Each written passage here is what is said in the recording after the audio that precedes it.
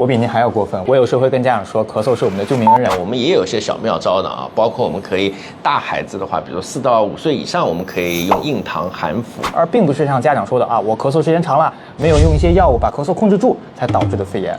如果说吃糖会让这个咳嗽更加增加的话，那些商家可不都傻子。大家好，我是叶生医生。大家好，我李白。今天我们讲讲大家最担心的，让妈妈神经吊得最牢的一个症状就是咳嗽。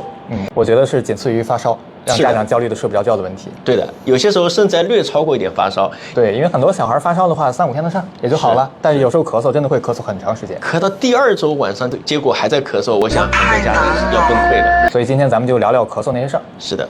最担心的一个，也就是怕咳着咳着把肺子咳坏了，咳出个肺炎来了，这个可能是家长最担心的。对，所以我在临床上经常跟家长去讲啊，咱们要明确疾病背后的因果关系是很重要的。就比如说大家最害怕的肺炎支原体肺炎，前2年非常的多，对，很多家长非常的害怕，一得病的话会折腾家长，折腾孩子很久。的确是的，你一定是先感染了肺炎支原体，它在你的肺部导致了炎症，然后呢进一步导致你出现发热、咳嗽、胸痛等症状。所以是肺炎导致的咳嗽，而并不是像家长说的啊，我咳嗽时间长了，没有用一些药物把咳嗽控制住，才导致的肺炎。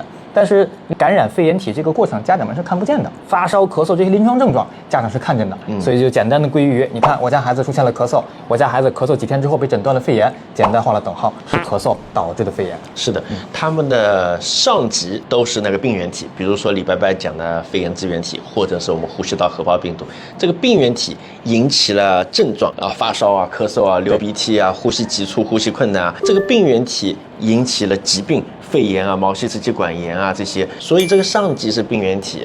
所以我们说咳嗽，它对于这个疾病来讲，它是它的众多表现之一，也可以算是临床症状。但是它对于人体来讲，其实是一种保护反射。因此，我跟家长讲了一句话，叫做“咳嗽是我们的朋友，不是我们的敌人”。因为证据上面发现，咳嗽甚至有些时候能够减少肺炎的发生。对，我比您还要过分。我有时候会跟家长说，咳嗽是我们的救命恩人，因为我说你吃饭吃太快了。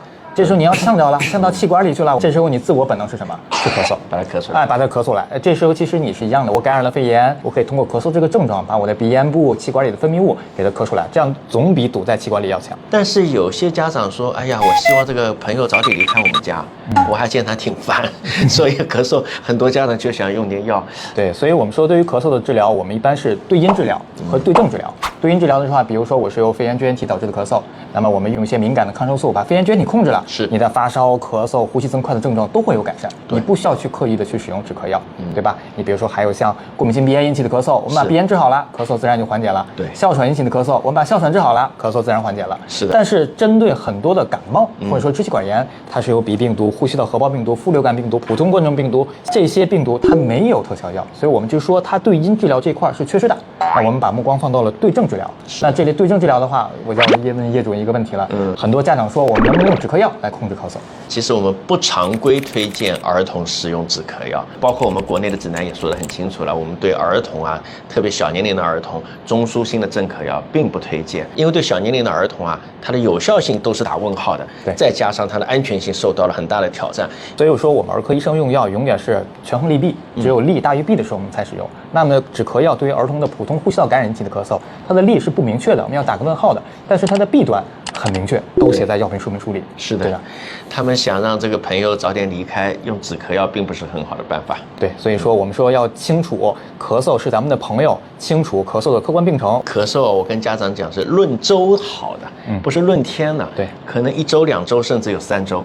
对，当然超过4周以上，我们就要考虑更多的原因了，对吧？所以说咱们家长要放平心态啊，不要去盲目的。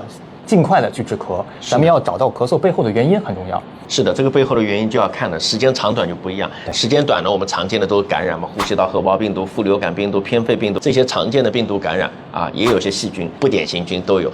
短时间的咳嗽还有一些非感染因素，比如说真的是异物呛入了，我们也会要让医生来鉴别排查一下。长时间就不一样，长时间的话，咳嗽变异性哮喘我们就进入我们的视线了，就得仔细想一想。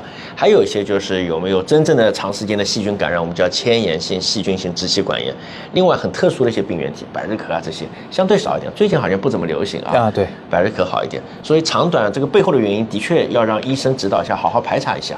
对，包括还有常见的过敏性鼻炎、鼻窦炎、腺样体炎导致的上气道咳嗽综合征。还有一些的话，我们的鼻咽部导致的咳嗽也非常的常见，包括还有心因性咳嗽。胃食管反流这个嗜酸粒细胞气管炎等等这些问题，它都是藏在咳嗽背后的原因。很多家长会问我们一个问题，就是我家孩子咳嗽，那我什么时候要必须去到医院？这个我会跟家长讲从2个角度来看，一个是时间长度，一个是严重度。对，从这2个维度去看，时间长度呢，一般2周以上一直没好，我觉得找大夫去商量一下是合情合理的。还有一个呢，就是严重度，小朋友出现了长时间高热不退的，呼吸急促、呼吸困难、血氧饱和度下降，有这些严重程度，就不要讲时间了，哪怕半天都得去找大夫去看了。对，严重度的话，咱们就是比如说咳嗽伴3后征。咳嗽出现了犬吠样咳，甚至说你严重影响你的睡眠质量了，那这种情况下，哪怕没有到2周，咱们也可以去找医生评估一下。那如果真的是影响了睡眠质量，影响了学习，那么您会跟家长教一些什么手法？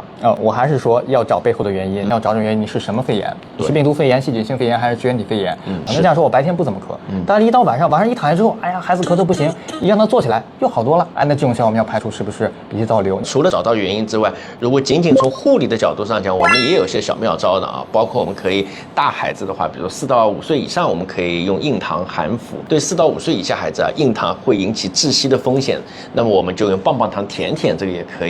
还有临睡前吃一勺蜂蜜。这里我要打断一下叶主任，很多家长会说，那吃糖是生痰的呀，那会加重咳嗽，不能吃糖啊。是的，这个是民间以讹传讹讲的比较多的一个观念，我是这么去反驳的我说您看看你市场上看的那些止咳糖浆是不是都做成糖浆的？对，如果说吃糖会让这个咳嗽更加增加的话，那些商家可不都傻子？对，还有临睡前吃一勺蜂蜜，这个蜂蜜我们可以化水，可以是1勺兜的嘴里慢慢抿，这2个都可以。其他呢，我们喝点水，是吧？喝点水这个渣男语录是不是？多喝热水，多喝热水，这时候可以吃。但是我们这个作为医生来讲，我们是建议少量多次喝温水。我跟家长举的例子就是像老头喝茶一样一口一口少量多次，也许就是那口鼻涕就挂在孩子嗓子那儿了。你通过这种方式的话，他慢慢，他就会变得舒服一些，他咽下去了，孩子可能就舒服了。是的，刚才叶主任提到了这个蜂蜜的问题咱们家长要建议1岁以上的孩子才可以使用。是的，1岁以下的孩子有风险，甚至我们更夸张的讲，家里有1岁以下的孩子，家里其他的家庭成员都不要吃蜂蜜了。如果说是1岁以下的孩子，那我硬糖也吃不了，我蜂蜜也吃不了，但孩子咳嗽很厉害，那我在家应该怎么护理呢？1岁以下的孩子呢，就是平时在喝的奶制品，比如说母乳或者是配方奶你可以给他喝一点，增加一点液体也会帮助的。我一般跟家长还会再说的话，我说你保持空气湿润，这还是我们北方因为北方的话室内空气非常的干燥，理解。你保持空气湿润的话，是对孩子有帮助的。反正最难熬的就是那几天，熬过去也就好。